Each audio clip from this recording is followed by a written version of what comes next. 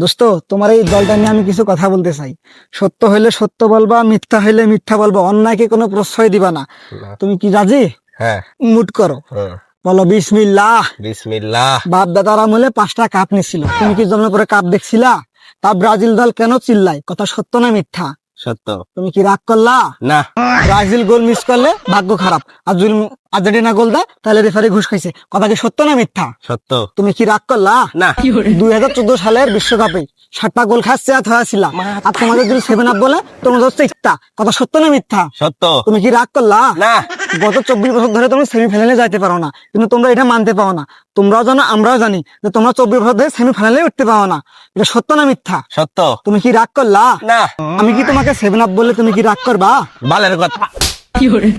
তুমি কি রাগ করলা? না। যাও।